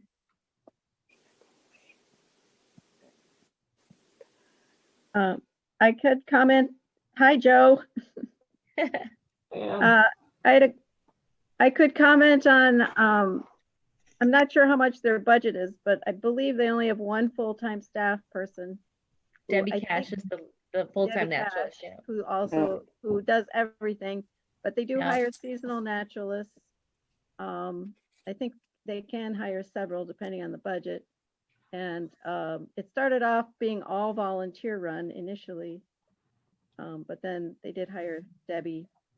And then I think though that she was just made the volunteer coordinator as well, like last year. So very busy. Yeah. Okay, I want to be mindful of time because we still have one more to kind of look through. Keep in mind, I've been taking as many notes as I can, trying to capture themes and things. And so, Audra, I'm going to open up the Sally Manzera page, share it with you. Okay. If I can do that. All right. Go ahead, Audra. Okay, and this is the newest nature center that I believe, and someone had talked about it at the last meeting about that they're very new, and they're a nonprofit. They actually, I believe, the Friends of Lake Elmo's Sunfish Lake Park was the nonprofit corporation that was established in 2016, and they helped to build and operate this interpretive center in the memory of Sally Manzera. And they're a 501c3, and they accept tax deductible donations. But and you can read about a little more background of Sally, but she was a teacher, librarian, community and church volunteer, and she had pancreatic cancer and passed away. But I believe it was her husband and then another member of the community that they knew that really worked to get the funding and put this together. And I believe the land was leased. The city of Lake Elmo agreed to lease them the land that it's on as part of the Sunfish Lake Park. And so they were able to build this. And as far as programming right now, they are closed. It looks like it said June 19th, they closed till further notice, but I think they've been closed since March. Yeah, March 17th, they have been closed. And right now, the only programming that I saw that they have is they had a buckthorn event that you could sign up for. Because every hour contributed by someone, they'd get a $20 credit to the DNR contract effort. So they were trying to get people to do that. And that was on October 10th. And they have an online painting class. But other than that, there doesn't seem to be a lot of activity there. And I know someone had mentioned maybe there's some synergies where we could partner with them and other nature centers in the area that might be struggling or looking for ways to do things. And this was one of them that was mentioned. So we just wanted to highlight where it was and kind of the background. And they do have exhibits where, Mike, if you want to click on a couple of them, they've got some exhibits up in the facility itself. But again, it has been closed since March due to COVID. So kind of unfortunate timing. They had a lot of steam, got this going, and then the pandemic hit. So, and I wasn't able to get anyone that I could speak to directly about it before the meeting. So I don't have a lot more information for you, but I just wanted people to see, and if they had any questions or wanted us to click on something about where it is, they had. Questions about the neighboring nature center, the newest model. Again, it's a not-for-profit, smaller scale, obviously, than Dodge, and struggling to do this work in a COVID environment. Kathy Juniman, you've got your hand raised. Maybe I missed it, but acreage, and then again, that building doesn't look extremely large, but it looks like it might be somewhat larger than ours. Any idea of the scope of the building?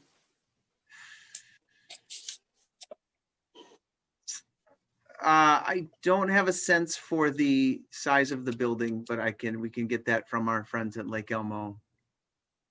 And then the acreage, Okay. Just by looking at the map, it looks like it would be approximate size to Maplewood Nature Center. And you have your hand raised. You might have an answer to that question. Okay, thank you. Well, the building is not huge. It's about, I suppose, square footage size, probably about the size of the nature center, but it is, I think it's got like an office on an upper level, and then it's just got one main floor. Mm-hmm. So I don't know if they were thinking of groups when they built it or not. Tony has, Okay. He's interested in partnering. So he and I had talked about sharing a Ooh. bus, things like that in the early days. So they're not too terribly far away. Mm-hmm. No. Good. Thanks. Martha, is that a hand I saw? Just when Audra was talking about them being closed and the programming available, it made me think about, there are ways to do virtual programming. Some of the, places that are more well-established, like the Arboretum, are doing, field trip in a box. I just ordered recently some materials from them, and you get the curriculum and some materials, and the kids get those, and they also have Zoom options. And I don't know, that might be something that could be done during COVID. It also might be an option even post-COVID as a way to provide programming with minimal costs, to not necessarily have to always take the materials somewhere else, but to still provide some of that education for schools, and just provide another cost point for the schools, and also another way to get income without spending a lot to do it. Good. Jim, you're unmuted and a hand raised. You're next. Just a comment. The Arboretum used to have what they called gardening school, where they had several different sections of gardening, lilies, daylilies, roses, general gardening, as part of a curriculum. And then you got a certificate that said you have completed University of Minnesota Landscape Arboretum Gardening School. I'm wondering if as part of the programming in the future, we could do something like naturalist school and do something like that, or junior naturalist school, something in that vein. And we could do those. We could even do those now, possibly virtually. YouTube, yep. Whatever. Good. Very quickly, Marge knows Tony Manzera, so she can connect if we need to. So that's a good connection. Kathy Juniman, your hand is raised. I don't know if that's a new one or an old one. It's a new one along the same lines of what Jim was saying. You know, we've had police academies, citizens academies in the past and so on. So that's an option to be thinking about. So we could do naturalists camp and it could be like only 3 to 4 sessions, but we would pull people into being more related to the programs and the place. Marge, you also mentioned in the inbox that the University of Minnesota offers a master naturalist training as well. So that's geared towards it, I think probably for adults, but there's an opportunity maybe to talk about kids. It is 6:57. We have gone through 5 examples of what our sort of competitor marketplace looks like. There are a handful of others of nature centers that what I will do, either Lois or I or Audra will send out, but there's also the Springbrook Nature Center from the city of Fridley, the Wargo Nature Center from Anoka County, the Wood Lake Nature Center in the city of Richfield, Lowry Nature Center, which is that Carver Park Reserve in Victoria. We'll send out these links so you can kind of browse to see. I think one of the things that we're going to want to crystallize in our kind of next 3 conversations is what does the Maplewood Nature Center, what is it positioned to do better than everybody else? What are the things that we have to deliver and that we can deliver? Because if you're somebody, I think about this, if you're like, oh, I want to go do something this weekend, and you say, oh, let's go, take a walk in nature. You've got a lot of options. How do you make Maplewood Nature Center the choice that you choose, that you want to go to when there's a lot of competing things out there? If you are a teacher, what is the one, well, in a post-COVID environment, what's the one field trip or environmental learning that I want to do, and who's going to deliver it the best and the most creative and thoughtful way? Those are some of the things that we're thinking about. So I do want to be respectful of time. I'll look to maybe Audra for any final comments that you want to make about either tonight, or Kathy Juniman, if you want to weigh in with final comments. I'll go Audra first. Sure. Again, thanks to the group for a great conversation, great thoughtful conversation. I think it would be beneficial, I know, to maybe pursue different models of ongoing programming, maybe not a set preschool, but that could be part of it, but just programming that could regularly happen, that might be something that could, enhance what is done at the Nature Center, and maybe rethink how we do things instead of the one-off programs, which is a lot of what we have done in the past. I think it's definitely something worth exploring. So that would be my takeaway from the meeting tonight. And Kathy, if I can turn it over to you.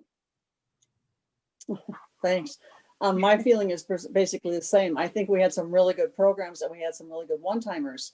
So I think we could build on that. And I think we need to, possibly the way the world is looking, we maybe need to see how we can do this COVID style, if this goes on or if it recurs, so that we're prepared to offer what we have to a greater number of people. Thanks, Mike.